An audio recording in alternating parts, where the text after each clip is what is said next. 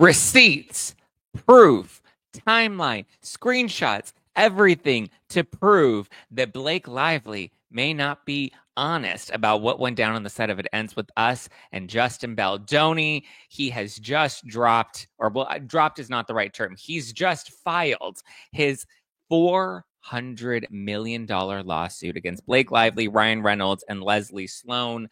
Let's dive in, shall we? You're listening to No Filter with Zach Peter, your go-to source for all the latest pop culture and reality TV tea, served fresh all week long. Now, let's dive in. What's up, everybody? Welcome on in, welcome on in, welcome on in. Happy Friday. Why do we always have lawsuit breakdowns on Friday? There's always like a breaking news going down on a Friday. $1 billion going down on the elevator. So we have a lot to get into today. I'm going to try to read through as much of the Baldoni lawsuit as possible. I will make sure it's displayed here on the screen. So if you're watching this on YouTube or you're watching this on Spotify, I suggest if you guys like the podcast, definitely watch on Spotify. We are number 9 on the top 10 US charts. Woo woo. So definitely continue to show love and support on Spotify. You can watch full video episodes with all the clean audio, because I know sometimes when we live stream on YouTube, sometimes it gets a little we'll have moments where it gets a little live stream-y. So if you want to have full clean video and full clean audio, you can always get that highly produced edit of the episodes on Spotify, or if you just like audio, you can listen on all your favorite podcast platforms, including Apple Podcasts, which I think this morning we were number 14 on the top 100. So you guys are loving the Blake and Baldoni stuff. It's wild. So we will get into his $400 million lawsuit. I'll start with just a couple of things that called out to me initially with, some of the headlines that have come out from the lawsuit, but we'll try to get through as many pages of it this morning for sure. Yes, I've been talking to Donna Bowling about it. We've been texting back and forth. We're like, oh my God, did you see the text messages? And why are Blake and Baldoni texting at 2 a.m? What? We'll get into all of that. But I did want to let everybody know that right now, there's a link in the description below for Zach Pack merch. So any merch, tank tops, t-shirts, hoodies, hats, all of that is available to purchase with the link in the description below. And I am donating 50% of the proceeds from merch sales in the month of January to the LA Fire Department. So I want to continue to pay it back for those that are struggling post LA fires, whether it's in the Palisades or the Eaton fires or any of the other small fires that have popped up all throughout Los Angeles. Obviously, LA is my hometown. I live here. I'm in downtown. I'm very grateful and just very blessed to not be in the direct line of fire, right? I think I'm about 7 miles from the closest fire, which was the Eaton fire. But I do know a lot of friends and family that have had to leave or have been displaced or can't go back home because there's no power or it's too smoky.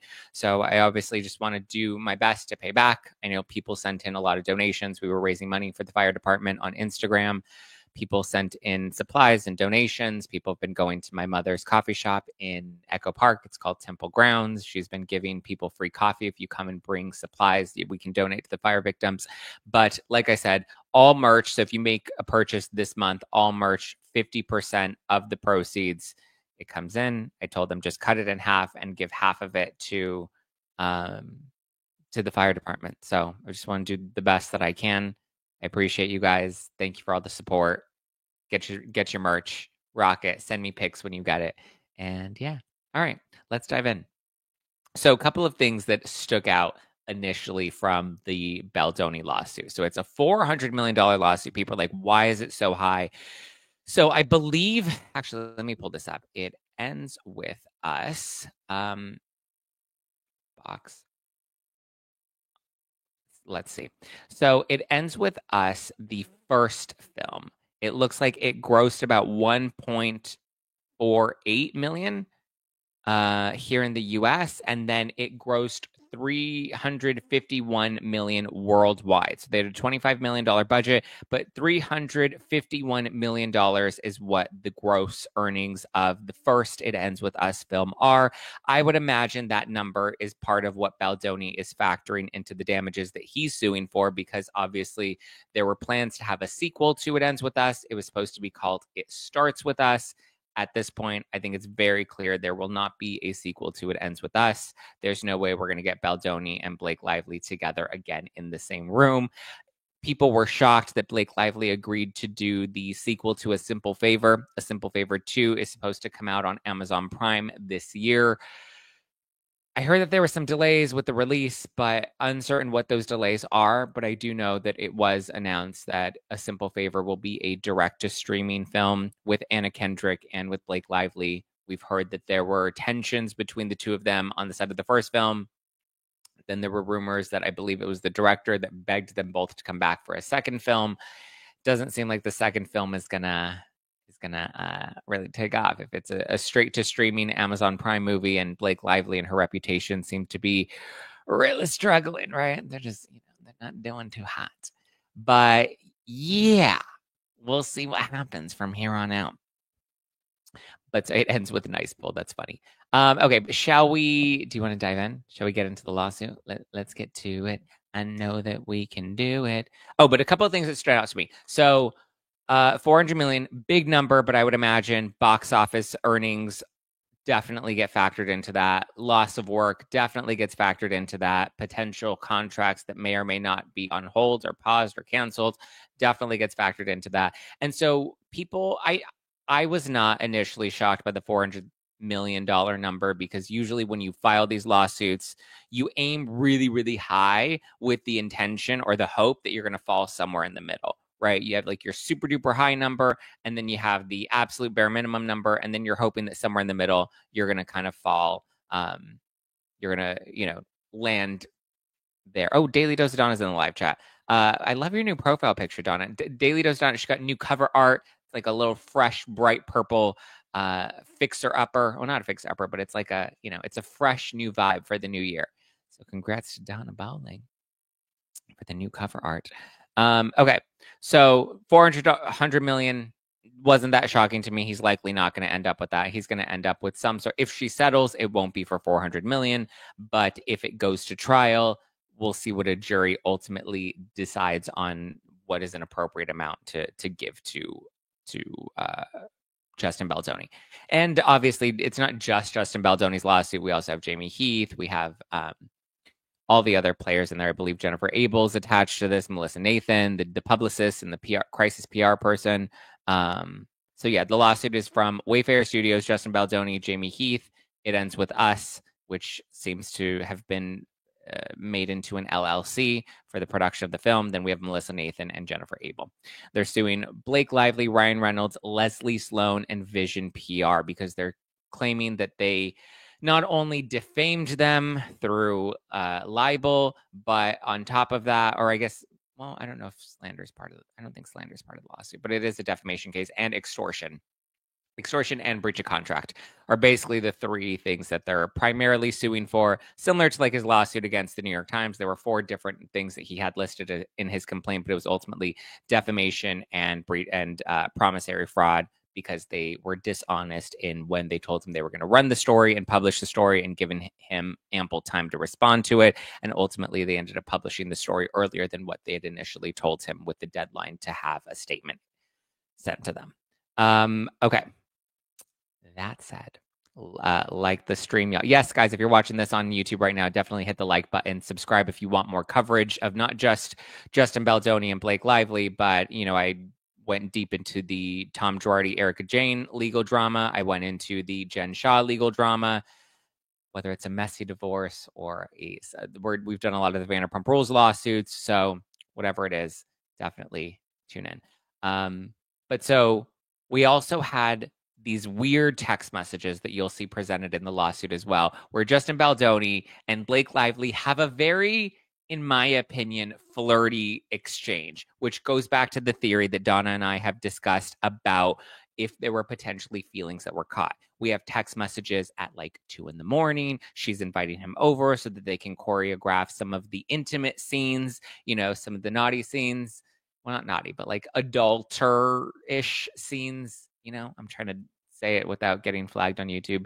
But so she's inviting him to the penthouse. It seems like he went over to the penthouse quite a bit. We get a name drop of Taylor Swift in the lawsuit as well, because Blake Lively compares herself to Khaleesi. If you're a Game of Thrones fan, some people are like, oh, well, look how it ended for Khaleesi. I've never seen Game of Thrones, so I don't know how it ends for Khaleesi, but I imagine it doesn't end well, and it ends with a final solution, is what I'm assuming. But yeah, so she calls herself Khaleesi. Taylor Swift gets dragged into it because I guess at some point she brings Ryan Reynolds and Taylor Swift in to meet with Justin Baldoni so that they can rave about her rewrites that she's done to the script. And so she wants Justin Baldoni's approval. And so when you have Ryan Reynolds here and you have Taylor Swift here, who she refers to as her dragons, obviously that's a very heavy influence. So it appears Blake Lively was pulling out all the stops. So not only was she using Ryan Reynolds as a flex, but she was also using Taylor Swift, which is strange because Taylor Swift has not come out and publicly defended Blake Lively or commented on this at all. Remember, we had the Sisterhood of the Traveling Pants. I almost said Sisterhood of the Traveling. I was going to say something inappropriate, but stop myself. Because I mean, all of these people that came out to blindly defend Blake at the beginning must feel like total fucking idiots. Because it's not looking good for her. Because people are like, how do you not believe women? Believe women. It's like, I absolutely believe women, but women are capable of not telling the truth as well, as we saw with Amber Heard. And when we have Blake's word versus all the receipts that Justin Baldoni is dropping, I have some questions. Donna says she thinks Taylor is freaking out right now. Probably. I mean, listen, Justin's coming out for all of them. So not only is this hurting Blake's reputation, but now Ryan Reynolds is getting dragged into it. And his reputation doesn't look like it's all too starlit. Like, I don't think many people are like, ooh, let me go sign up for Mint Mobile after this. Yeah, let me get that Mint Mobile. Nickelodeon. Nobody's signing up for Mint Mobile after this. Nobody's like, ooh, now I want to go watch Deadpool and Wolverine. So yeah, and a lot of people are like, Taylor Swift is in on this. Like, now this is turning into like a Mean Girl posse. It's Marvel got dragged into it. Disney got dragged into it. As we discussed, he sent the demand letter to them because he's going to be going after them. He's going to subpoena the footage and the documents related to the scenes that were about Nice Pool and whether or not they can prove that they were intentionally about Justin Baldoni, because it seemed like Ryan Reynolds was trolling Baldoni in those scenes with Nice Pool. Oof. Jonah from Sweden says, look what you made me do. Look what you made me do. Look what you just made me do. Look what you just made me do.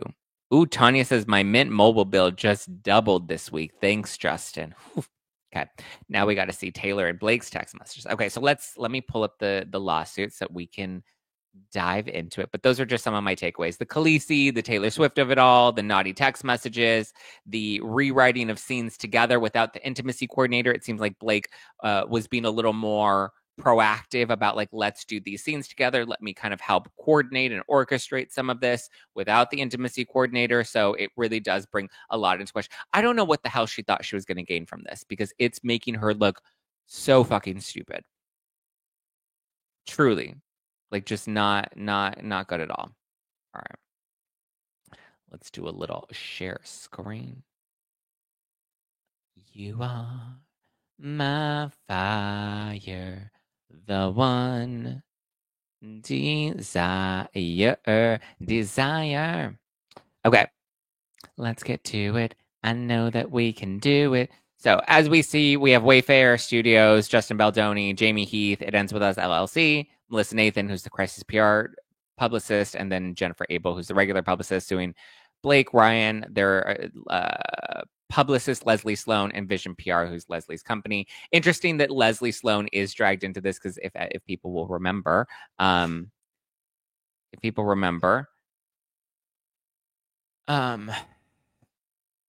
she notoriously represented Harvey Weinstein when he was in the middle of his scandal. Remember? And she was defending him and not believing women. I know Blake Lively has issued a statement. I believe it was TMZ ran with the statement, and it basically said that, just what all Justin Baldoni is doing right now is he's trying to cover him. He's a predator, and this is what predators do. They typically, take shots to try to discredit the victim. So now they went from like, oh, it was just harassment, and now they're leaning into this full like he's a predator sort of. He's a predator narrative is what they're seemingly going for. But all right, well, let's dive into all of this, shall we? But before we do, I did just want to give some quick love to this week's sponsors. You guys know that I love to be proactive. Okay. New year, fresh start, and the start of a new year is the perfect time to get organized, set goals, prioritize what matters most. For me, a top priority is my financial wellness, which feels more important now than ever. Especially, I'm glad that I'm not caught up in any Blake or Baldoni lawsuits because they seem very pricey. But maybe we can send Blake Lively to Rocket Money, because I know for me, now that I've signed up, my goals feel a lot more achievable. They show me all my subscriptions together in one place and help me easily cancel the ones that I forgot about. Because how many times have we been there? Let's sign up to watch this one season, or let me sign up for Netflix so that I can watch It Ends With Us, and let me get the premium membership, right? All the different options that you have available to you all over the streaming networks, but sometimes you forget. And Rocket Money helps pull them all together so that you can keep track of your spending on all your different accounts, so that I can clearly track my spending habits and see where I can cut back. Missing out on a show that everyone's talking about isn't an option for me anymore. I'm constantly signing up for all these streaming services for this one or that one. And then a few months later, I forget, and I've been paying for the service way longer than I've ever watched the show. And so getting Rocket Money was definitely a game changer for me. They'll help your unwanted subscriptions and even will help you cancel them, so you never have to worry about them slipping through the cracks again. Rocket Money is a personal finance app that helps find and cancel your unwanted subscriptions, monitors your spending, and helps lower your bills so that you can grow your savings. Rocket Money has over 5 million users and has saved a total of $500 million in canceled subscriptions, saving members up to $740 per year when using all of the app's premium features. Cancel your unwanted subscriptions and reach your financial goals faster with Rocket Money. Go to rocketmoney.com/no-filter. That's rocketmoney.com/no-filter. Okay? rocketmoney.com/no-filter. Go get control of your financial wellness. I mean, everybody always thinks about their physical wellness, and everybody, wants to make sure they're staying on top of their eating habits, but it's really important to also just make sure you're keeping track of your financial goals as well. You want to stay on top of that because it's good stuff all around. And then also I wanted to give some love to my pals at Thrive Market. Okay. I actually signed up for Thrive Market a few years ago, and I'm excited to be back on it because they have so many good, healthy options that are available online. They can ship directly to my door, which is just super helpful because then I don't have to go out and go to the market. But Thrive Market, it's crazy. So I just found out from them that over 10,000 chemicals have entered our US food supply, yet the EU only limits them to just about 300 additives. Personally, I don't have time to be sifting through all the ingredient labels, so it's nice that I have Thrive Market that can take the guesswork out of it for me. Thrive Market takes out the guesswork by finding safe, healthy foods. All their products are 100% non-GMO and free from over 1,000 harmful ingredients, and their on-site filters make shopping even easier. Whether you're looking for dye-free stacks, non-toxic cleaning, or high-protein meals that fit your dietary preferences, Thrive Market has you covered in just a few clicks. Another thing I love, Thrive Market's Smart Cart feature.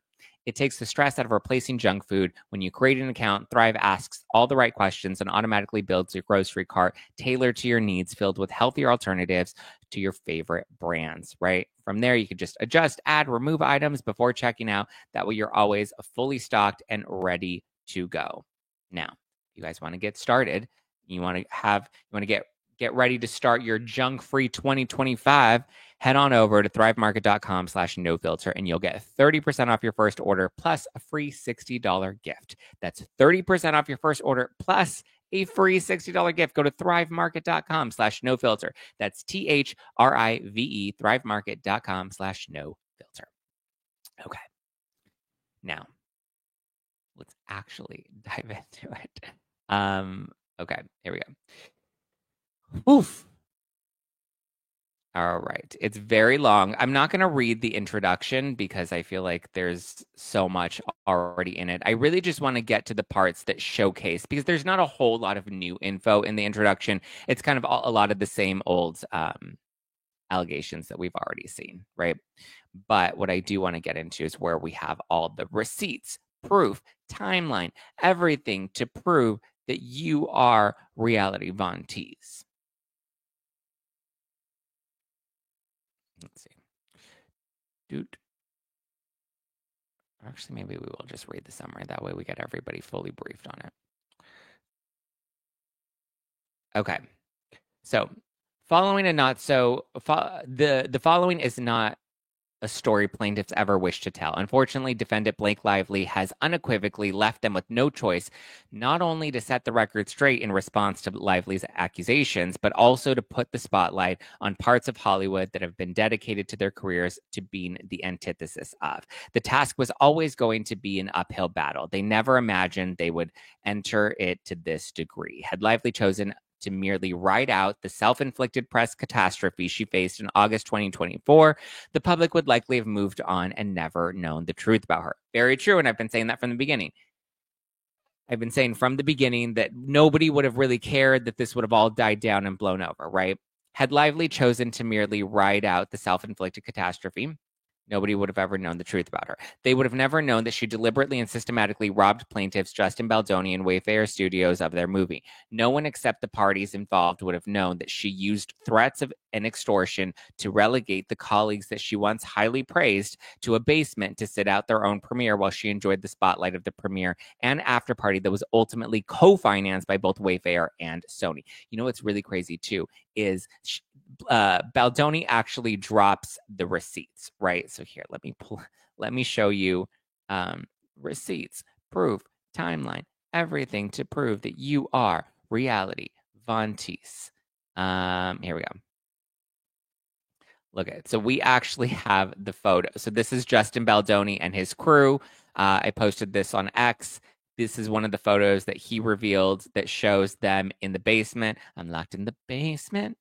I'm locked in the basement. And so this is basically his family and his crew that were not allowed to come on out to, or well, they were temporarily held in the basement while the premiere was going on. But he actually dropped the photos like, this is us. We're in the basement. You can see that we're, just chilling down here while we had to wait. I think they were only allowed to be up there. They weren't allowed to be up at the premiere for very long. They couldn't be there. They had to watch the film in a separate theater, the whole shebang. Like, it's pretty bananas how far Blake Lively went to try and take control of things. Okay. No one except the parties involved would have known the fact that she used threats and extortion to relegate the colleagues that she once highly praised to a basement to sit out their own premiere while she enjoyed the spotlight of a premiere and after party that ultimately co-financed by Wayfarer and Sony. She would have gotten her way with these things and more because Baldoni, focused entirely on seeing the film succeed, would have held his tongue as he had through the entire year and a half that Lively tormented him, his family, and his partners. Lively could not tolerate her public image being tainted for one moment and further could not accept that it was entirely of her own making. She needed a scapegoat, and rather than admit and take accountability for her own mishaps, she chose to blame plaintiffs in a malicious and unforgivable public manner. When she and Reynolds could not force Baldoni and Wayfarer to read a statement that she had her representatives prepare, exhorting them to take accountability in defense of Lively's actions, she lay in wait for months preparing to publicly attack Baldoni by falsely claiming that he had sexually harassed her. The same falsified stories that she had calculatingly devised and used throughout the production of this film in order to take control were now being used publicly to destroy Baldoni and plaintiffs. Now, she did do this on the set of Gossip Girl as well, I believe, per Donna Bowling. There was a makeup artist that she was claiming harassment against as well. And she was like, oh my God, this makeup artist got lipstick and used his finger to put lipstick on my lips, which you're like, it's a makeup artist. Like, they have to use their hands and sometimes their fingers touch your face because they're applying makeup to where? Oh, your face. Oh, what a coinky dink. So there was that coinky dink that the makeup artist happened to touch her face and she didn't like that he touched her lip. And so she tried to file a harassment complaint against him. She claimed that he also took videos of her while she was sleeping. I kind of read that as maybe they were just like light in jest. I know, my team, like if we are on a plane together and somebody falls asleep, then you take a photo of them and it's kind of like you send in the group chat and it's like an LOL. So I don't know the details of why, there was a photo or video that was taken of Blake while she was asleep. Maybe it was to see the final look, or maybe it was, a lot of times when you're recreating the same looks for the same scene that's being filmed over the course of multiple days, you need to take photos and video. That way you have an image of what it looks like so that when you have to recreate that same look a couple of days later or whenever you're continuing to shoot the film, then you have some sort of documentation of it. Unclear why, but she'd filed the complaint, and I guess the network or the studio didn't really do anything about it. My conjecture was probably because they didn't find any real wrongdoing. But so eventually she threatened legal action against this makeup artist and against the studio or against the production company. And eventually they had to remove the makeup artist, and they gave the makeup artist a referral to appear on a different set that was away from Blake Lively. So she's been caught up in these type of allegations before. Lively stole Wayfair's movie, hijacked Wayfair's premiere, and destroyed plaintiffs' personal and professional relationships and livelihood, and aimed to drive plaintiffs out of business entirely. It further appears that Lively worked for months with the equally powerful New York Times to prepare a false and damaging narrative to deploy against plaintiffs. Not surprisingly, Lively prepared an administrative complaint with the Civil Rights Department in California, the CRD complaint, in an attempt to use the litigation privilege to shield, now that's a thing, litigation privilege, to shield her behind the scenes conspiracy with the New York Times. But upon information and belief, the CRD complaint was filed only after defendants spent months feeding falsehoods to the New York Times, intending that they be disseminated to damage plaintiffs. Lively delivered the CRD complaint to plaintiffs over the Christmas holiday, and rather than promptly file a lawsuit, Lively, on information and belief, leaked the typically private CRD complaint to the public, utilizing the New York Times as conduit for her revenge. That's what I spotted from the beginning, because CRD complaints are not public records. She had to have intentionally leaked it. They made it a downloadable PDF. You've heard me rant about this for the last couple of weeks now. The CRD complaint, and upon information and belief, the false information delivered to the New York Times before the CRD complaint was filed, was rife with lies and doctored evidence. Lively then waited 11 days to file lawsuit against the plaintiffs in what appeared to be a desperate move after the public questioned why she never filed a civil lawsuit. Very true. I think that she was not expecting Baldoni to fight back, because I think he has this image where he is he's a feminist and he loves women and he supports women. So for me, I don't think she was expecting him to come back swinging. And he did. He's like, no, this is my reputation. You're not going to take me out. Sorry, not sorry. Baby, let's go. Locked and loaded, right? He's ready. And I don't think she was expecting that, because why would he come after a woman? Why would he expose a woman? Why would he, like his whole brand is being on trying to dismantle toxic masculinity and, supporting women and being a male feminist. And her whole thing was like, well, he won't come after me. He won't take shots at me. Like, I think she was expecting him to lay down and play dead and hope that it would all go away. And that's not what happened. He was like, nah, not today, Satan. Not today, Khaleesi. By the time Lively actually filed the lawsuit against plaintiffs, the damage to the plaintiff was already done by virtue of Lively's months of colluding with the New York Times on a false, malicious narrative, unshielded by any privilege. Make no mistake, these actions were deliberate. Plaintiffs now have no choice but to fight back, armed with only the truth and the mountain of concrete evidence disproving Lively's allegations. Heartbreakingly, a film that Baldoni envisioned years ago would honor the survivors of domestic violence by telling their stories, with the lofty goal of making positive impact in the world, has now been overshadowed beyond recognition solely as a result of Lively's actions and cruelty. Lively wields immense power as one of the world's best known celebrities. It's a bit of a stretch. In 2024, she used the power to seize control of the film It Ends With Us, produced and co-financed by plaintiff Wayfair and directed by Baldoni, who also portrayed the lead, Ryle.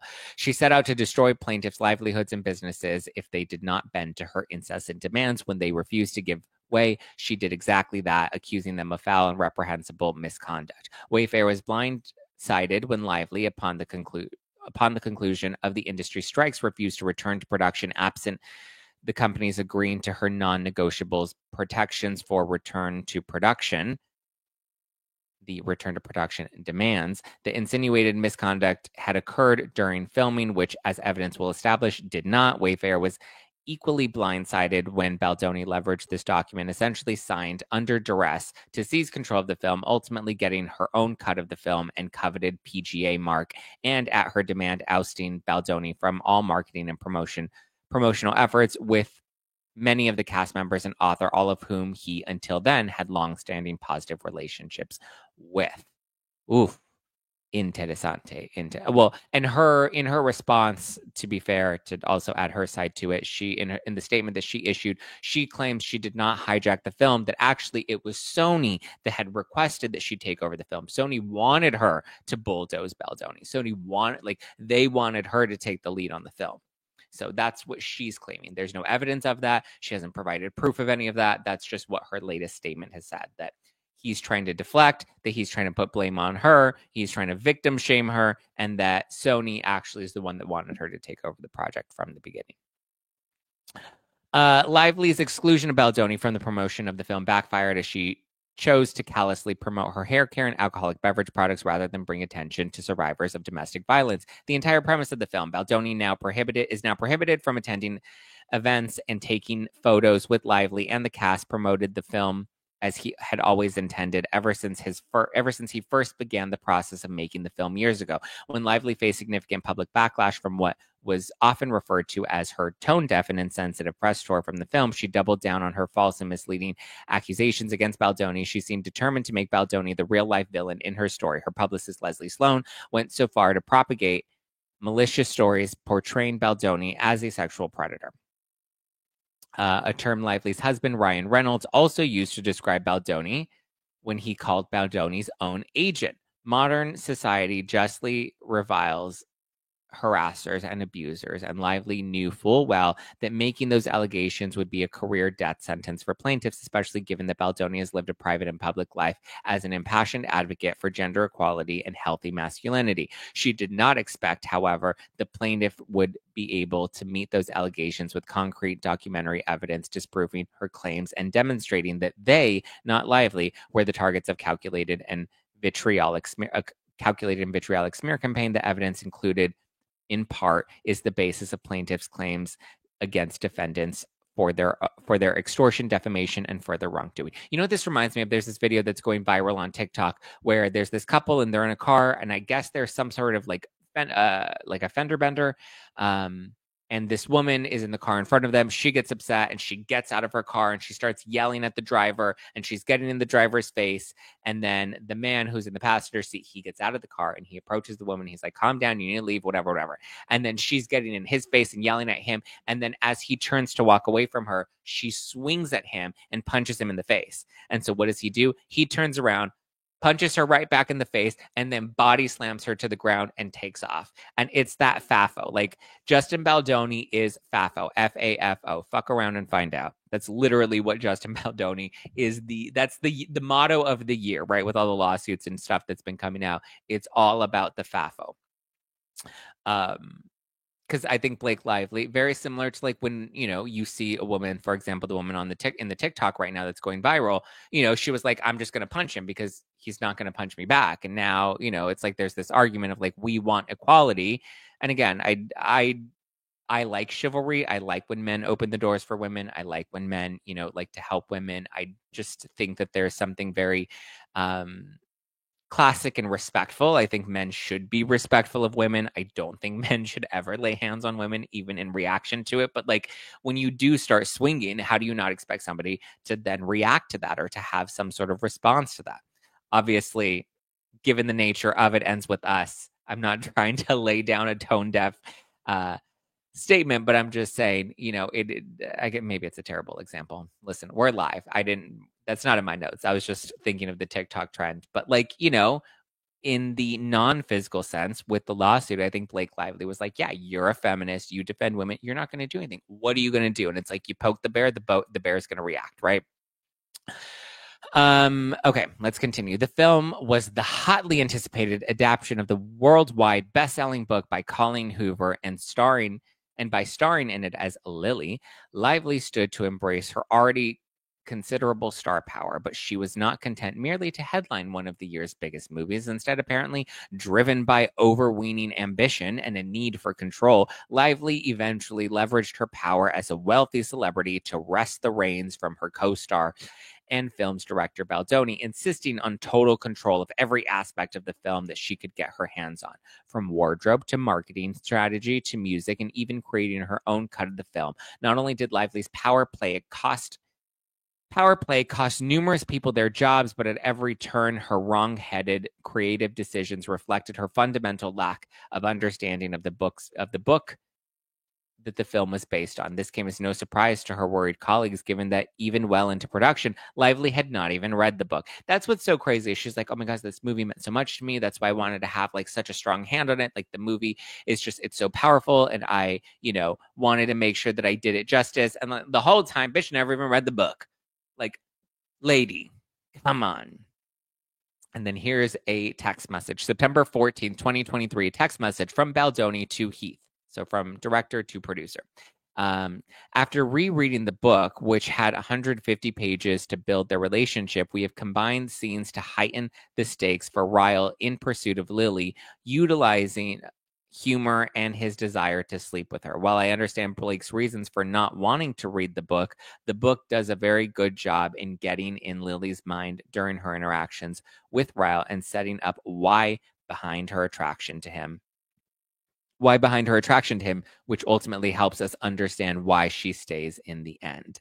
So this is a text message from Baldoni to Heath where he acknowledges that Blake has not read the book and seems to have some sort of reasons for not reading the book. Maybe it's in relation to her not wanting to, this script to be an original that's not directly correlated with the book, even though it is an adaptation. Lively's disastrous marketing efforts and tone-deaf press interviews and appearances backfired and led to widespread criticism of Lively's promotional approach to the film's highly sensitive focus on domestic violence. Past videos of Lively resurfaced online, videos that appeared to solidify public perception that Lively was an insensitive, mean girl who cared more about peddling her products than acknowledging the domestic violence survivor community. Social media commenters quickly pointed out that her tie-in with the alcoholic beverages was in particularly poor taste, given the World Health Organization estimates that 55% of domestic violence incidents are linked to alcohol. Unbelievably, Lively made this harmful and irresponsible message worse by naming a drink at her premiere after Ryle You Wait. At her premiere after party, Ryle You Wait, after the character who committed domestic violence in the film. The suggestion that Wayfair caused the online backlash against her is absurd given the evidence of her own insensitivity. I didn't realize she named a drink Ryle You Wait, an alcoholic beverage that she had at her after party that Baldoni was not allowed to attend, and she named it Ryle You Wait. I mean, they really were trying to make this film look like it was some sort of rom-com, right? That's what's so wild. Sadly, this backlash could have been avoided had she not refused to meet with the film's domestic violence partner organization, NoMore.org, as Baldoni had offered. Even a brief visit to their website or a simple online search would have readily uncovered this and other information about the topics of domestic violence. Meanwhile, Baldoni, whom Lively herself had ensured was excluded from participating in the marketing efforts, was safeguarded from the backlash as he focused on amplifying the voices of those affected by domestic violence, as originally intended when he reached out to author Colleen Hoover 5 years earlier and documented by his partnership with NoMore.org dating back to 2022. Baldoni's sincere efforts were well received, even more so in contrast with Lively's campaign to downplay the premise of the film and sell hair care and alcoholic products. Lively, enraged that her plans were foiled and armed with proof of an alleged sexual harassment in the form of a 17-point list of demands that she required plaintiffs to just sign months earlier, focused her rage on Baldoni, blaming him for the consequences of her own missteps. Meanwhile, Stephanie Jones, founder of Joneswork LLC, Wayfair and Baldoni's erstwhile PR firm, was embroiled in a personal and professional crisis. Her seemingly erratic behavior had driven away not only high-profile clients, but also her right-hand woman, plaintiff Jennifer Abel, who oversaw the Joneswork Los Angeles office. Jones behavior grew more and more bizarre as she lashed out at loyal clients like Wayfair in rage-filled rants and veered away from professional experience and strategy when making critical decisions affecting Jones' work clients. After a final outburst against Wayfair in which she outright refused to comply with their direct instructions, Wayfair had no choice but to cut ties with Jones and Jones' work rather than leave their public image in the hands of what appeared to be an out-of-control Jones, whose actions were not aligned with Wayfair and Baldoni's worldview and wishes. Jones was filled with impotent rage at Wayfair and at Abel, who a month before had announced her decision to leave Jones' work to form her own company. Jones saw an opportunity for revenge and took it. It's interesting because they claim Jennifer Abel left Jones' work PR because that's where she was initially. That was the firm that she was initially with when they were representing Baldoni and Wayfair for the film. And then they started to put together the crisis PR strategy, which Stephanie Jones claims she had no idea about. And she claimed that she had fired Jennifer Abel because Jennifer Abel was going rogue and stealing clients. But Baldoni's lawsuit paints a different picture, saying that Abel had already announced she was going to leave prior to, officially stepping down from Jones' work. And it seems like Wayfair is saying the reason they chose to leave Jones' work and continue working with Jennifer Abel is they had some sort of creative differences over the strategy. On information and belief, Jones, Lively, Reynolds, and Leslie Sloan, Lively's publicist, and others concocted a plan whereby Jones would seize Abel's phone upon her departure and mine it for messages stripped of context, could be used to concoct a false narrative that the disastrous press coverage of Lively's callous and opportunistic comments and the public reaction to the comments were not Lively's faults at all, but the result of a calculated, though in reality non-existent, smear campaign by Baldoni and his team. Yeah, the smear campaign never happened. When people try to bring that up and they're like, you're falling for the smear campaign, what is Baldoni paying you? And I'm like, nah, you ding dong. Actually, Ryan Reynolds paid me last summer when I did a deal for Mint Mobile on the podcast. On information and belief, Jones' role in the scheme accounts for her conspicuous absence from Lively's retelling of events. Plaintiffs are informed and believe that the defendants have been working in concert since at least August 21st, 2024, when Sloan boasted to Nathan that she could have seen her text messages that Nathan would soon be sued. Though Lively claimed Baldoni was the one smearing her, the reality is that Lively and her team, who carefully planned and implemented a vile smear campaign against Baldoni and Wayfair to deflect attention and blame from Lively's disastrous misjudgments. Lively would recast herself as a long-suffering martyr by portraying Baldoni and Wayfair as her persecutors, the masterminds behind a smear campaign that evidence will show did not exist. Defendant Sloan of Vision PR was also too willing to carry out this strategy, especially once armed with ammunition by Stephanie Jones, who was bent on revenge against her ex-employee and former client. They're telling a good story. It's pretty juicy, right? Shortly after the film's premiere and the public backlash against Lively, together with her husband, defendant Ryan Reynolds, demanded through their talent agency, who also represented Wayfair and Baldoni, that the plaintiffs publicly apologize for so-called mistakes during production in order to deflect the avalanche of negative media coverage of Lively. Reynolds and Lively drafted a statement and demanded that Baldoni, Wayfair, and Heath issued that statement, requiring them to apologize to the public and fall on the sword despite having done nothing wrong, or else the gloves would come off. Multiple WME executives acknowledged that in their experience, Lively and Reynolds' threats were not to be taken lightly. Oh, though admitting to false, vague, and unspecified mistakes would be tantamount to admitting career-ending misconduct.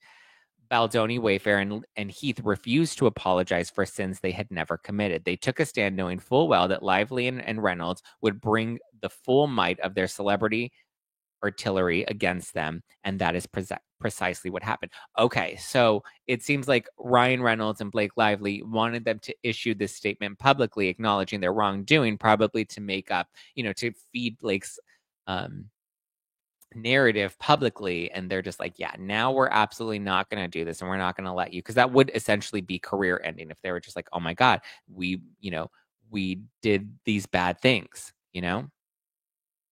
Crazy. Lively, working with her husband, her publicist, and Jones, among others, set out a campaign to tar and feather plaintiffs in the press. They conspired and worked in concert with the New York Times, I believe this, to put out a blockbuster news report as devastating as it was fake. They advanced and fabricated narrative in the press that plaintiffs had had sexually harassed Lively, then embarked on a calculated and malicious smear campaign to destroy her reputation as retaliation for daring to complain about the harassment.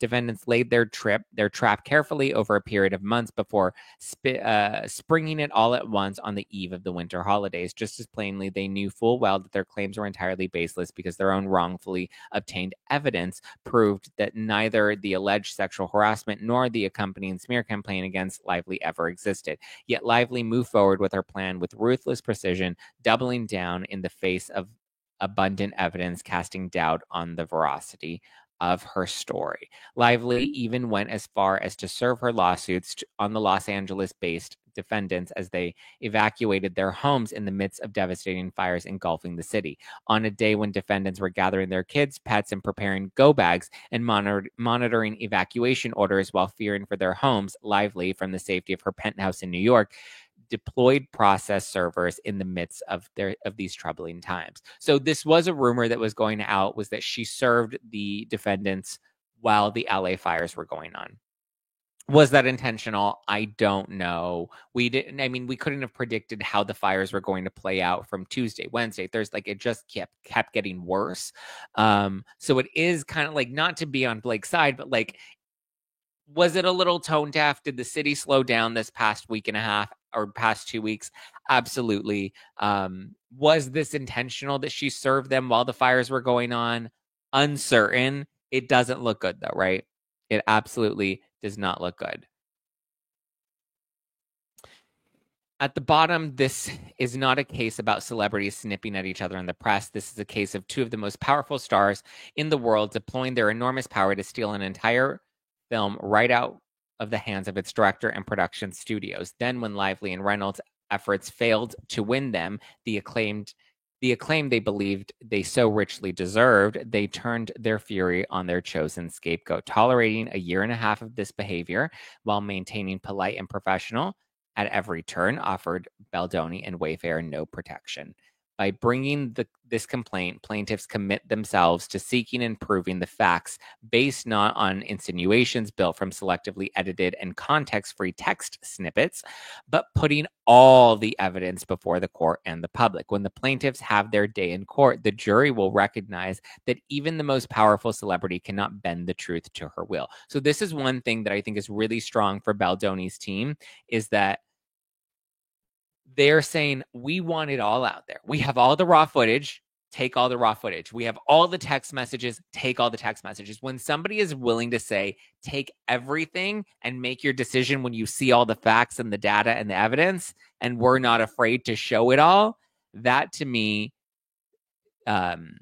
is a very strong case that they must have if they're willing to put it all out there and they feel confident that they will be vindicated in the end. It's pretty crazy, right? Okay. Baldoni and Wayfair purchased the rights to It Ends With Us. Baldoni co-founded Wayfair in 2019. From the beginning, Wayfair was dedicated to being a different kind of studio, one that produced world-class entertainment driven by powerful vision for change. Baldoni, whose film career was dedicated to producing and directing meaningful films to have a positive impact on the world, was deeply moved when he read the book It Ends With Us, and has genuinely believed that he could make a film that could save lives. His last two films were created as a result of a deep sense of responsibility to share meaningful stories. Baldoni's feature film directorial debut, 5 Feet Apart, was based on a young woman, Claire Wineland, who lived with cystic fibrosis and courageously documented her plight on YouTube. Baldoni, his family, and friends developed a friendship with Claire, whose journey deeply inspired Baldoni. Before Claire passed away, Baldoni promised that he would tell her story. And he did just that in the film he directed. The film had a wide impact on the CF community, and Baldoni still receives messages about the film's impact. Baldoni also supports her foundation yearly and remained close with Claire's parents, even bringing her father as a guest to the premiere of It Ends With Us. Baldoni's more recent film was the Wayfair film Clouds, a story about a teenager with cancer who finds joyful purpose and inspiration in music. So, mind you, the 5 Feet Apart, that was the film with Shailene Woodley, and then Clouds, that was the film with Zac Efron, right? So, well, Shailene Woodley and Zac Efron have not come out in defense of Justin Baldoni. We didn't hear of any of these allegations of alleged abuse or harassment or misconduct on any of these sets, nor have we heard these allegations against Baldoni on the set of Jane the Virgin. And he seems very close to Gina Rodriguez, who's the star of Jane the Virgin, even officiating her wedding. In the pursuit of that same vision, in 2019, they acquired the rights to It Ends With Us. Got it. When It Ends With Us, Colleen Author watched 5 Feet Apart in theaters. She told Baldoni, "You're the right person to make this movie," referring to It Ends With Us. Baldoni's early emails to Hoover demonstrate his commitment to doing well. Got it. He's great. We love it. You know, he has an email that he posts here that's directly to Colleen Hoover. "Hi, Colleen. Thank you for the intro." Whoever made the intro, it's blacked out. "Wow, such a pleasure to meet you, and thank you." Ugh, anybody that says meet you is annoying, but whatever. Listen, just because I find Justin Baldoni a little annoying with his like, "I'm a feminist and I'm nice to meet you," doesn't mean that, you know, he's in the wrong in all this. So he gives her his whole backstory, talks about 5 Feet Apart. He writes this whole long email and he's like, "Oh my God, I'm amazing. Give me your movie." And then Colleen's like, "Yes, you're amazing. I'll give you my movie." And so here are his emails to Colleen. We don't need to read through them because it's basically, you know, him circle jerking himself in the mirror. Being like, "I'm amazing." And she's like, "Oh my God, you're amazing. You're going to tell the story and you're so good. And I can't believe, you know, whatever." Soon after, Wayfair partnered with Sony to co-finance and distribute the film. Got it. We know this. A requirement that he wanted was that 1% of the film's proceeds be donated to support survivors of domestic abuse, and 1% ultimately earmarked for the organization No More, with which Baldoni had sought to partner with as early as September 2022. As they began to make the film, Baldoni and Wayfair felt an immense responsibility to do justice not only to the story's protagonist Lily Bloom, but to the stories of the survivors around the world. Plaintiff Heath, CEO of Wayfair, expressed to Forbes on June 28th, 2024, his high hopes for the film. And then there's this quote: "In casting Blake Lively, a world-renowned actress with talent and charisma, in the leading role, they entrusted her with that vision to bring Lily to life. Although Wayfair learned that Lively had a reputation for being difficult to work with, Baldoni at the time was not dissuaded and found her to be genuine." During pre-production, Baldoni and Lively begin a promising and close collaboration. Ooh, it gets spicy. On or about December 31st, 2022, Lively agreed to take on the role of Lily Bloom. As part of the subsequent negotiations, Lively was granted an executive producer credit, a title often given to talent of her stature. Lively had requested a producer credit, but Wayfair and Sony demurred, given that such a title would not accurately reflect the role that she was asked to play in the production. So they gave her the role of executive producer, not producer, because they're like, it's a vanity title, not like a real, you're not going to be doing that much. She was like, whatever, Heather. Wayfair did not request nor require Lively to contribute to the film in any capacity beyond her role as actor and executive producer. I would love for them to outline what her role of executive producer actually was, though. Like what was stated in her contract. In the beginning, it appeared that Baldoni and Lively would have a positive, collaborative, creative partnership. Ooh, so creative. Baldoni and Lively worked closely in the earlier days of the film, trading ideas about filling key roles in the film's cast and crew. Their working relationship grew close. Baldoni and Lively shared stories and pictures from their lives, commiserated over family illnesses, and exchanged jokes and memes. Is it like Kyle and PK jokes and memes? Baldoni offered concern and support when Lively faced family health concerns. They texted almost daily. A friendly banter established a comfortable dynamic that, under typical circumstances, would have made working together easy. Dun, dun, dun. The plot thickens. This is where Ryan Reynolds' jealousy bakes. We shall see. All right, let's continue. Lively even felt comfortable enough to make silly jokes, redirecting a sweet compliment Baldoni gave her. Ooh, let me twirl my hair. I am breastfeeding. Can I get you a drink? Like Ramona, remember from Real Housewives of New York? When Bethany was making fun of Ramona for bringing Red Scarf a drink. And she's like, you brought me a drink, so I brought you a drink. So now Blake Lively's like, oops, sorry. I was just going to breastfeed, but I forgot my baby at home. Would you mind taking a sip? That's not real. That's my own. That's me playing with it, and me being naughty. Okay, and then he has the text message of Blake, and so it reads: Justin Baldoni. Let's see what's the Justin Baldoni, 5/11/2023 at 2 a.m., 2:44 a.m. Well played. And then Blake responds, I feel the same. It was such a good feeling to get the work done that we're proud of and to do it together. It's just a few it just clicks when we find it. And that's just as rewarding as filming it or editing it or marketing it or releasing it. This is all storytelling. This is why we do it. Thank you for the collaboration. I'm really proud of what we're doing. And then he loved it. He did the little heart, when you heart it, he hearted her response. And he said, I like sentimental Blake. And she says, never met her. And he says, I like asshole Blake too. Don't worry. Okay. Good night at 2:47 a.m. And she said, in reference to asshole Blake, I've met her. So have my suppositories. And then she says, good night.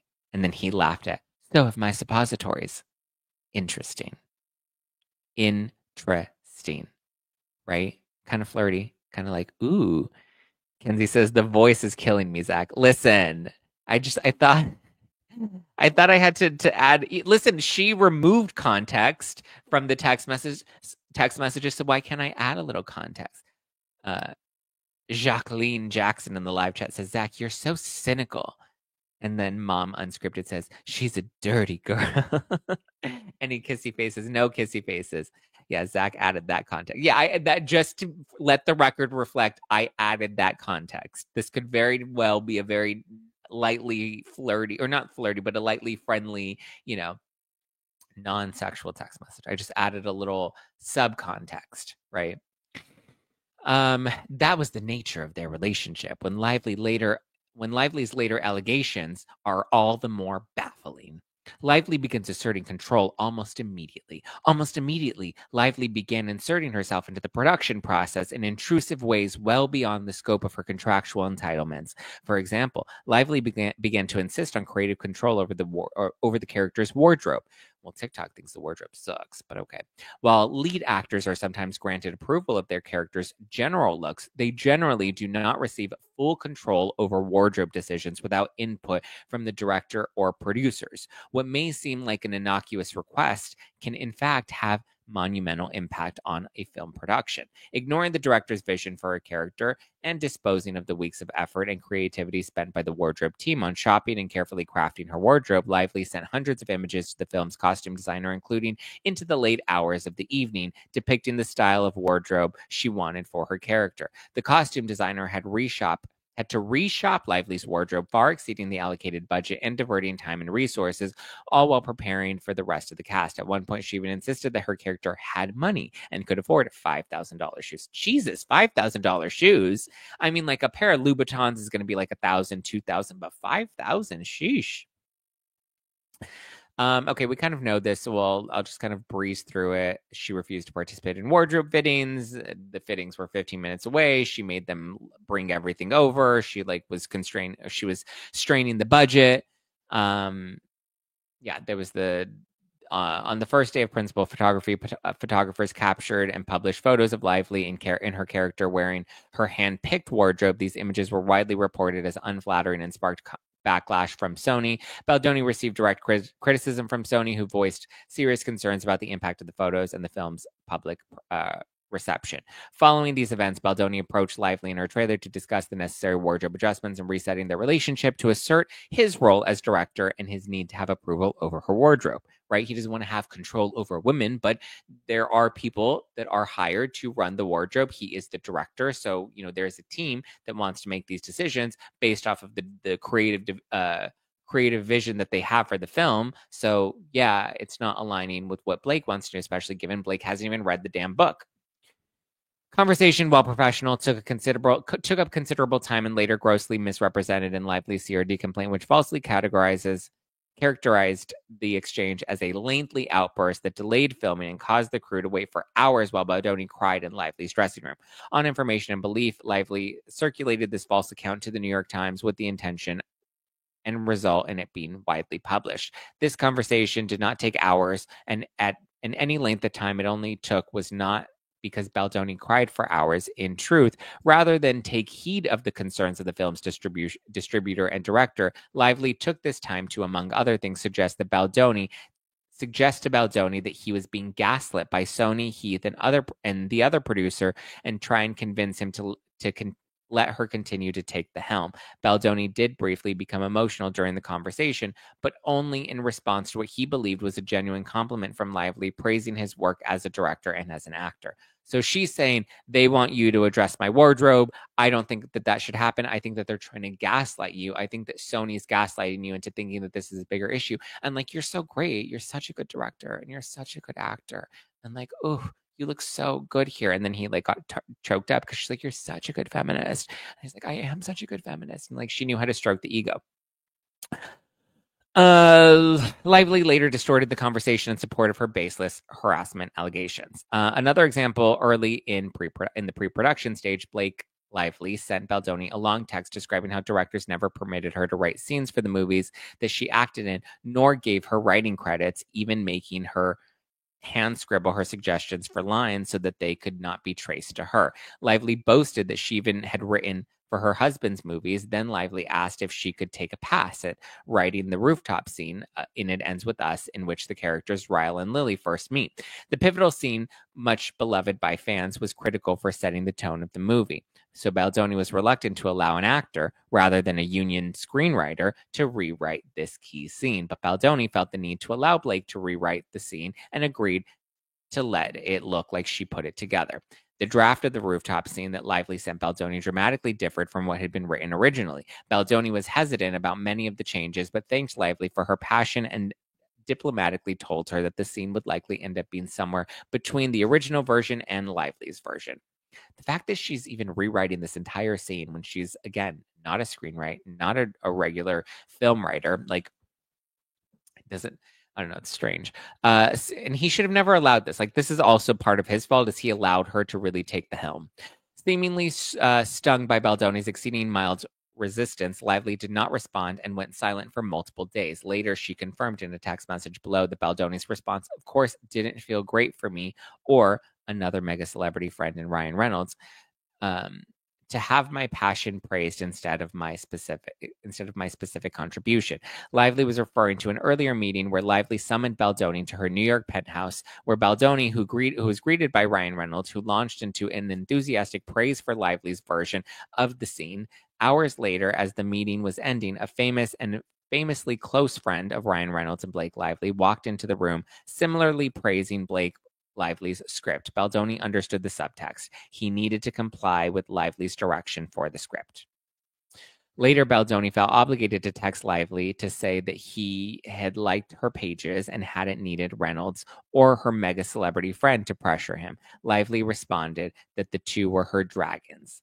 Lively went on to say, they, Ryan Reynolds and Taylor Swift, it says mega celebrity, but we know the mega celebrity to be Taylor Swift. So they also know that I'm not going to that I'm not always good at making sure I'm seen and utilized for fear of threatening egos or fear of affecting the ease of the process.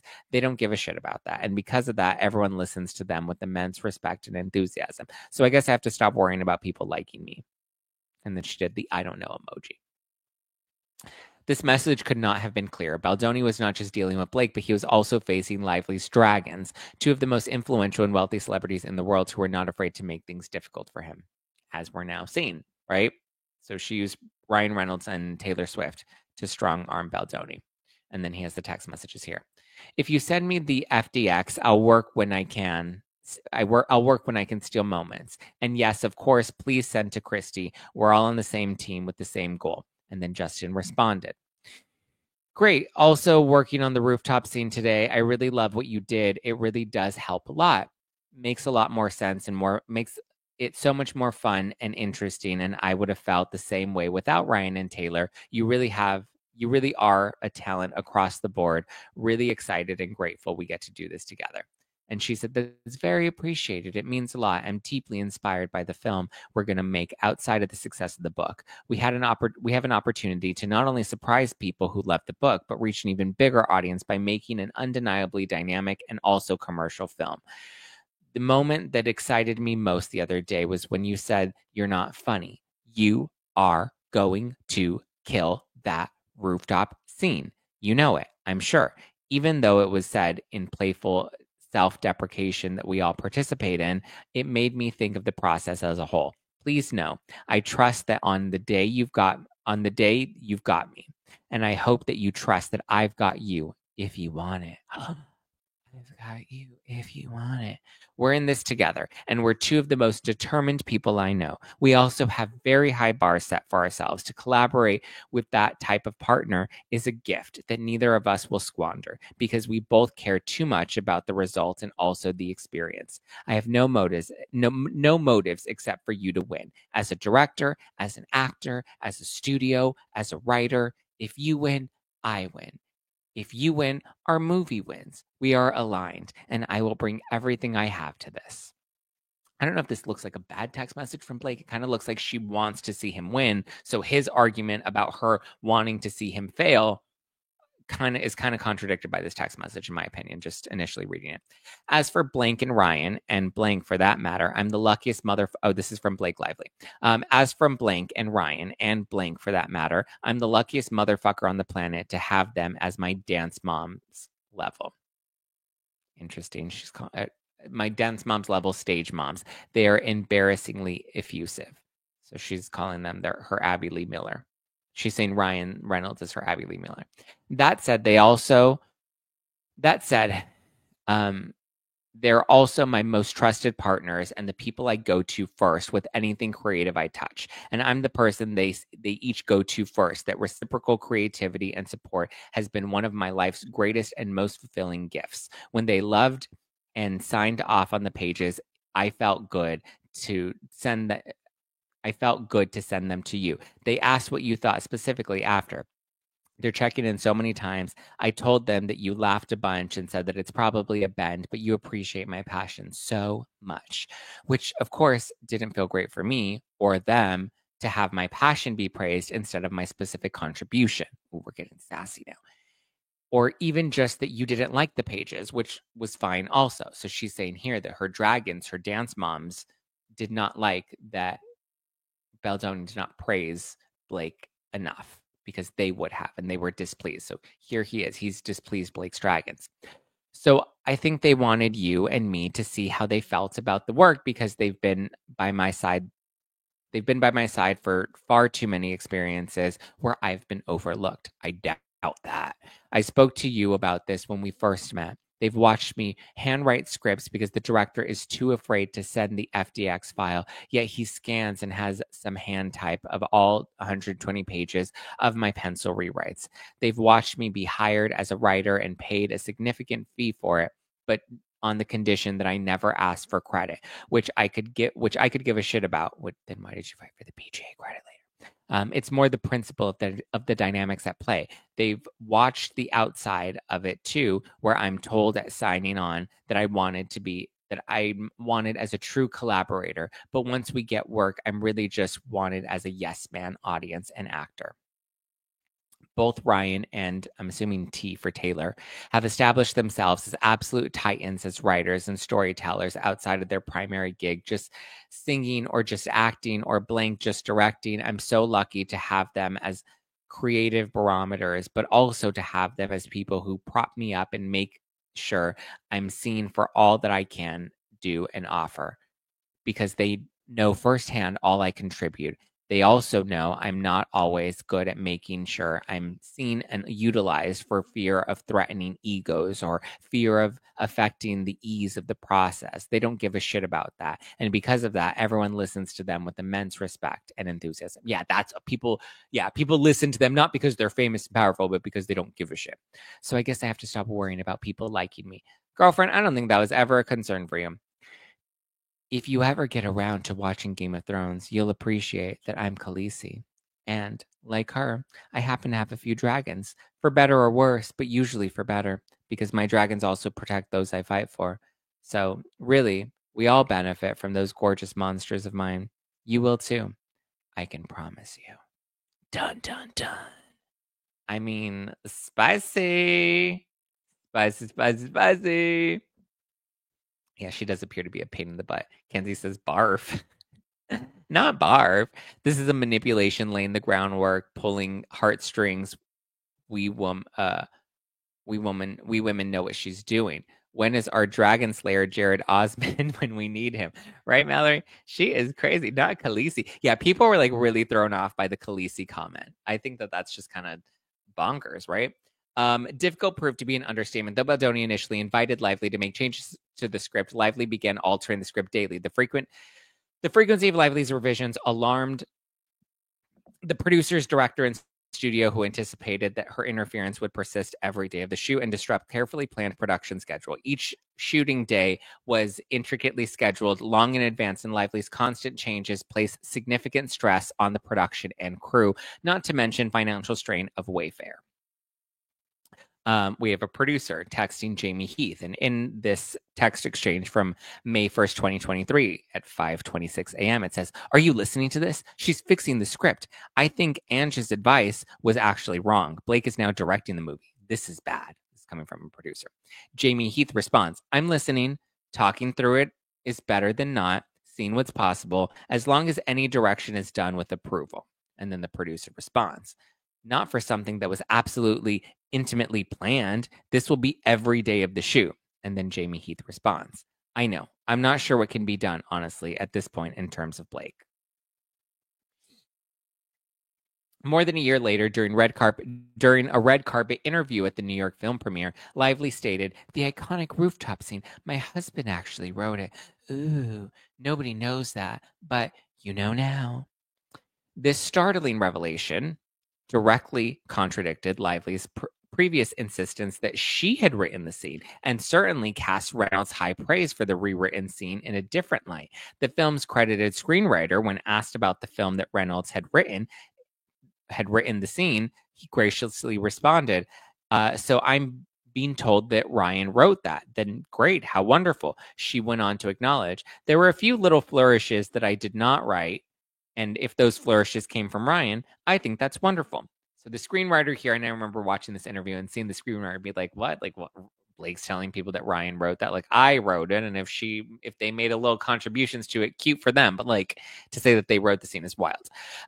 This was also the first time that plaintiffs had learned that Reynolds, who had no formal role whatsoever in the film's production, had made unauthorized changes to the script in secret. Baldoni, equally blindsided by this news, which he discovered in real time during the recorded interview with Access Hollywood, reacted by also praising Reynolds, so not as to harm Lively, Reynolds, who apparently wrote the scene, and possibly others during the WGA strike or the film. There they go with that zinger, right? She did it during the strike. It was the writer's strike, and they were writing.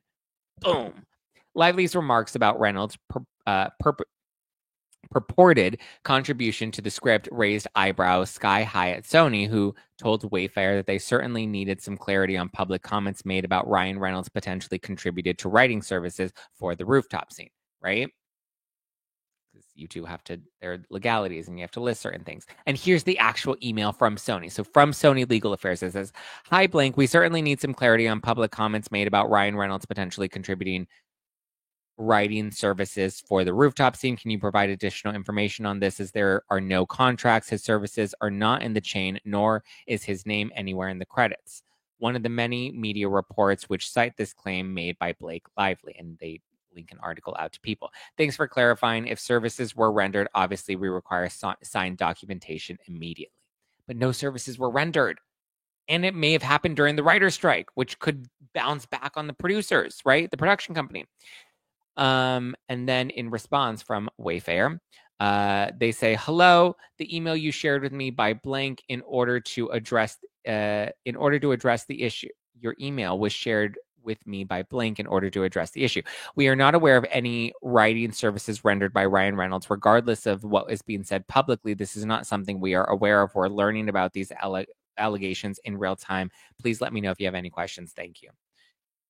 Still during the pre-production phase, Lively and Reynolds raised entirely false allegations of fat shaming against Baldoni, an accusation that, if as evidence will show, was categorically false. Baldoni had been introduced to trainer Dawn, who became Baldoni's personal trainer by Lively. Dawn directed Baldoni's preparation for the film, including his nutrition and exercise, making special accommodations for Baldoni's back injury. Baldoni even paid to receive Dan's meal delivery service. Dun, dun, dun. What? Receipts, proof, timeline, because now look what we have. Dun, dun, dun. The text messages with the trainer. Dawn. Okay, Dawn says, okay, speak to you later. I can get you a program this week. And then Baldoni says, sure, just got to NYC for the day. And then he responded on February 21st, 2023 at 10:08 p.m. Hey, bud, tried ya. And then Dawn says, call you in a few. And then Baldoni says, cool, standing by, wearing nothing. JK, there's no wearing nothing. He sends the program via Dropbox and then says, here you go, 4 things. The jumps are in between low intensity, and this will improve the performance. Go 50% intensity for the first few weeks. Let's sub the dead drop rows for chest-supported rows. Stay out of lumbar extensions for your lower back. Should not arch. Week 1 should be 50 to 80% intensity. Do not push and add the cardio like we discussed. Let's jump on a call after you review. And then he said, amazing. Can't wait to check it out. Thank you. So here we see him and Dawn texting, and it seems to reference that there is a back issue. Privately, Baldoni reached out to Dawn as his personal trainer to ask what Lively weighed so that he could train his back muscles in preparation for the lift scene. This was important to avoid injury not only to Baldoni, who suffered lifelong back injuries, multiple bulging discs, and chronic pain, but also to Lively if the lift could not be completed successfully and safely. Notwithstanding Lively's recent attempts to deny the existence of any such scene, it was only nixed at her insistence after having been planned and rehearsed. What? The next morning, Baldoni was summoned to the penthouse by Lively and greeted by Reynolds, who swore at Baldoni's accusation of him fat-shaming his wife. His exact words were, how dare you fucking ask about my wife's weight? What's wrong with you? Deadpool. The confrontation from Reynolds and Lively was so aggressive that Baldoni felt he had no choice but to offer repeated and completely unwarranted apologies for what was a good faith, reasonable question to ask of his trainer. Dun, dun, dun. Reynolds demanded Baldoni remove the scene entirely. Lively refused to perform the lift scene in the end, even after it was rehearsed with the stunt double. In her own complaint, Lively flat out lies about the absence of this scene by claiming the scene wasn't in the film. The only reason the scene wasn't in the film is because Lively and Reynolds ensured it was taken out of the film. Accommodating Lively, Baldoni rewrote the scene with Lively, despite the fact for the reasons this scene was important to him as a storyteller and director. In fact, Lively had earlier expressed insecurity about her postpartum figure, and Baldoni made every attempt to genuinely reassure her. In this exchange, he stated as a director that anything you feel insecure about, we'll talk through and get creative together about to make you feel comfortable, baby. He didn't say baby. I just want you to know, I just don't want you to stress about your body. It's the last thing you need. Which he later tried to do just that. Lively responded with allegations of sexual harassment, followed by a lawsuit. Boom. Then we have the text message. Blake Lively says, 2/17/2023 at 17:34 p.m. Kicking ass, but it's still a ton of work with not a ton of time. What's the chance that you can do a body scene at the end of the schedule? Ooh, she's like, let's do body scenes.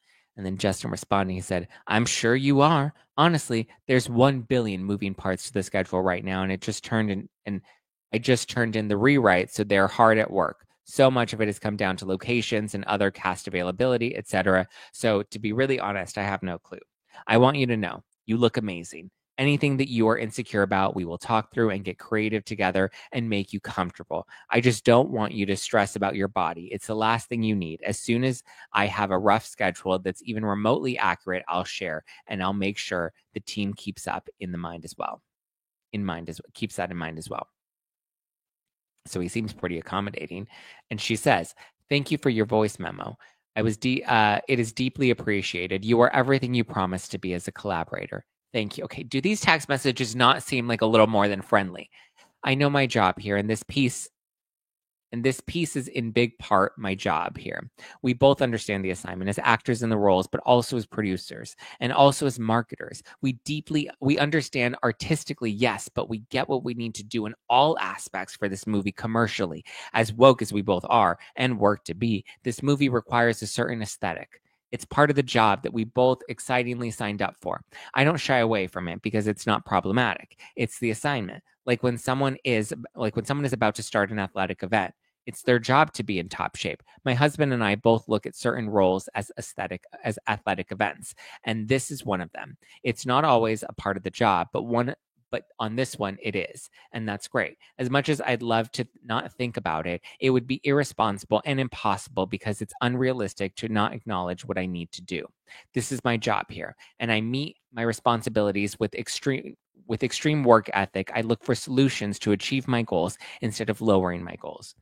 We all win when we all win when we're each firing at our highest capabilities. And you and I are both and will continue to. I just need as much time as possible because I just had my fourth baby. I understand that you'll never personally know the nuances of the challenges unless you live this physical moment in time.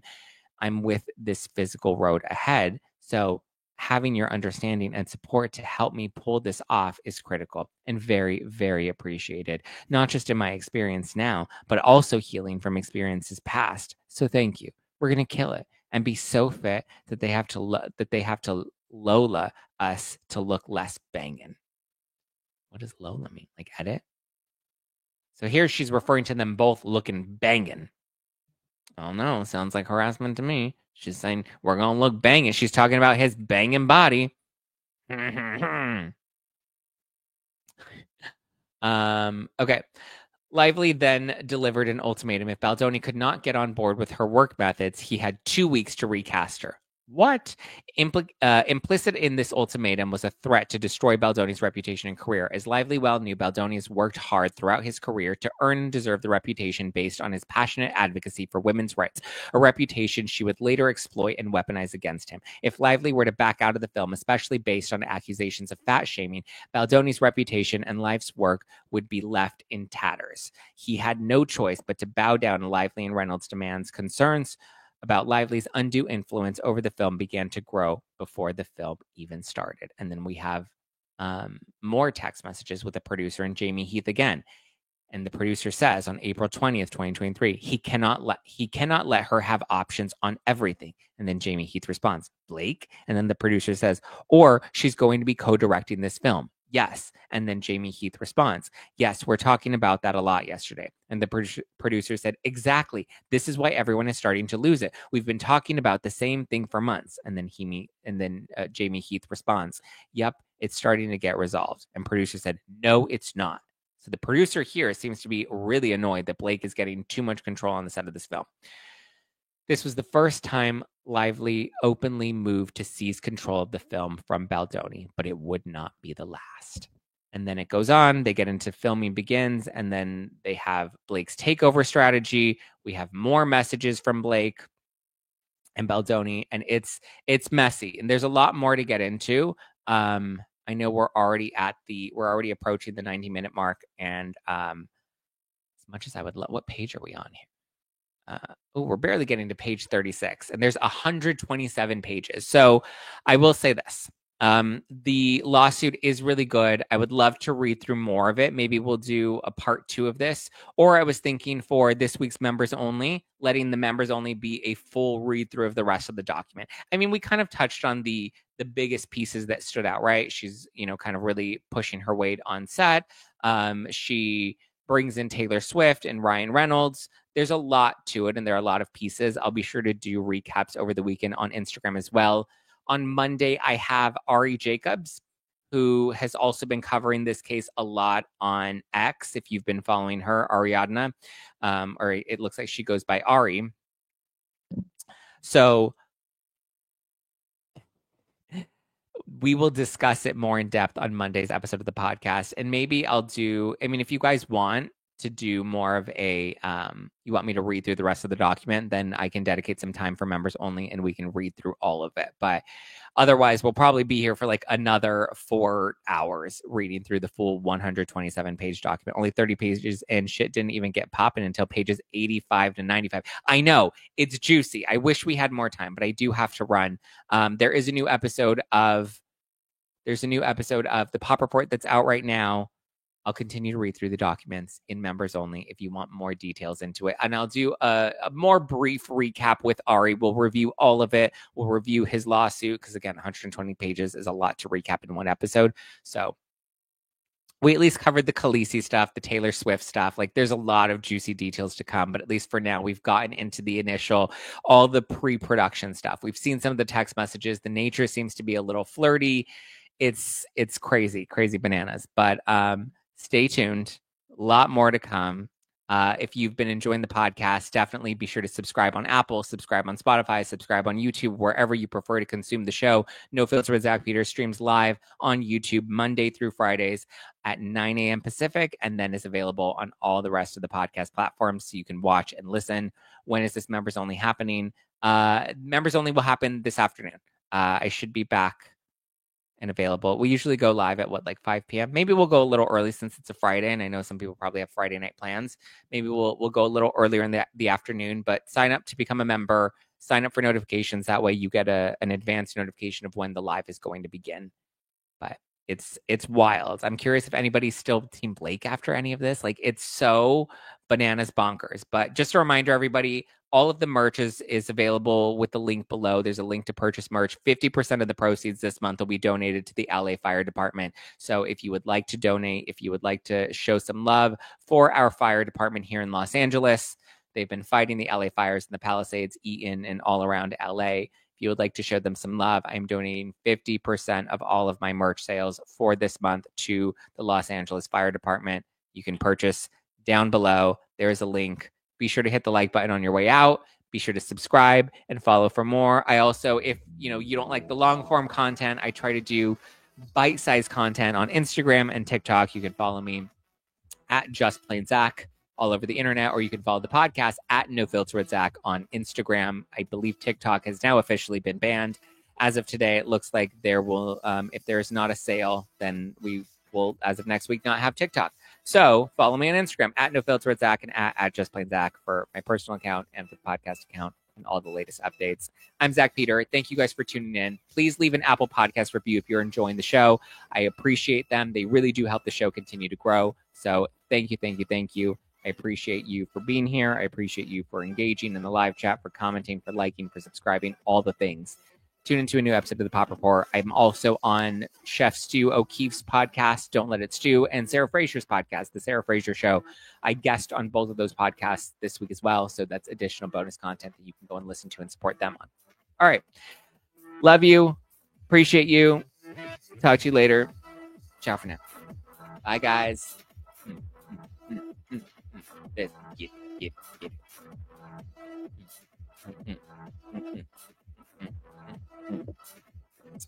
Ciao for now. Bye.